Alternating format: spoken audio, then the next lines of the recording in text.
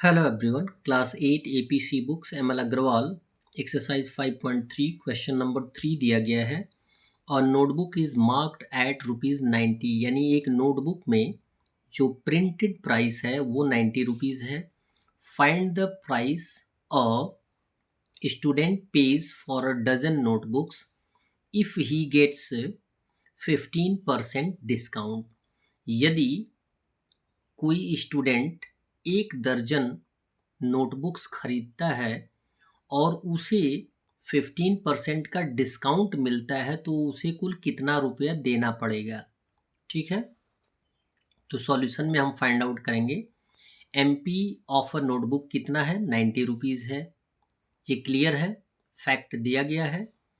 Discount एक book पे 15% का मिल रहा है, तो डिस्काउंट फाइंड आउट करेंगे। 15% ऑफ 90 तो 15/100 इंटू 90, 0 से 0 रेड्यूस हो जाएगा और 5 2 ज़ा 10, 5 से 9 को काटेंगे 4.5 और इसके बाद जो होगा, सॉरी कोई डिविजिबल तो है, यहाँ पर काट दें, ऐसे काटें, 5 3 ज़ा 15 और 5 से काटेंगे तो आपका आंसर आ जाएगा 20।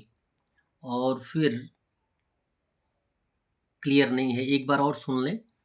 5 3 ज़ा 15, 0 से 0 तो हमने रिड्यूस कर दिया, 5 2 ज़ा 10, अब 2 से 9 को रिड्यूस कर देंगे तो 4.5 आएगा, मल्टीप्लाई कर देंगे 3 इंटू 4.5 तो आ जाएगा आपका 13.5 रुपीज़। यानी एक नोटबुक पे हमें डिस्काउंट कितने का मिल रहा है, 13 रुपीज़ 50 पैसे का।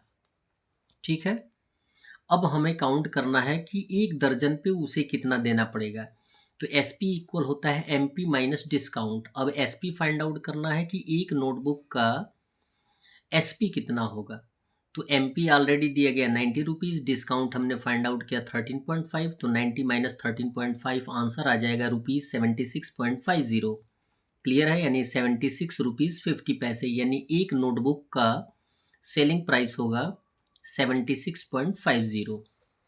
अब उसने कितना खरीदे था, एक दर्जन खरीदा था, तो लिखा जाएगा if a student pays 76.5 for one notebook so he pays for 1 dozen notebook equal हो जाएगा ₹76.5 इंटू 12। 1 डजन में कितने थिंग्स होते हैं, 12 थिंग्स होते हैं, तो मल्टीप्लाई कर देंगे तो आंसर आ जाएगा 918 रुपीज़। इट मीन्स उस बच्चे को 1 डजन नोटबुक खरीदने के लिए 918 रुपीज़ देना पड़ेगा।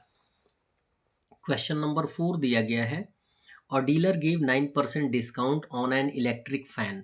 एक डीलर जो है, बेचने वाला विक्रेता, वह क्या कर रहा है, एक इलेक्ट्रिक फैन पे 9% का डिस्काउंट दे रहा है and charges ₹2912 from the customer. और कस्टमर से कितना ले रहा है, 2912 रुपीज़, यानी 9% का डिस्काउंट देने के बाद find the mark price of the fan. आपको फैन के मार्क प्राइस को फाइंड आउट करना है। तो मार्क प्राइस आपको पता नहीं है, जिसे हम क्या कर लेंगे, एज्यूम कर लेंगे, लेट कर लेंगे। Let assume the M P of the fan is equal to ₹X। मान लेते हैं कि उस इलेक्ट्रिक फैन का एम पी है, मार्क प्राइस है ₹X और X पे हमें कितने परसेंट का छूट दिया जा रहा है, 9%। और एस पी कितना है, ₹2912, यानी 2912 रुपीज़ एस पी है। अब हम क्या करेंगे, यानी सीपी का 9% फाइंड आउट करेंगे। ये आपको याद ही है कि जितना भी मार्क प्राइस होता है उस पे जो डिस्काउंट परसेंटेज दिया जाता है वो माइनस करके ही दिया जाता है। तो पहले 9% ऑफ सीपी फाइंड आउट कर लेंगे। 9% ऑफ एक्स इक्वल हो जाएगा 9/100 इंटू एक्स, मल्टीप्लाई कर देंगे तो 9x/100 हो जाएगा। यानी उसे कितने का छूट मिला है, 9x/100 का।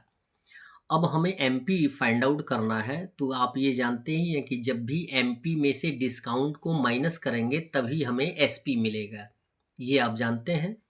और जबकि एसपी ऑलरेडी हमें पता है, तो लिखेंगे according to question MP minus discount equal SP.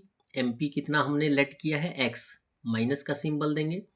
Discount कितना हमने फाइंड आउट किया है, 9x/100 इक्वल जो एस पी है 2912 उसे लिख लेंगे।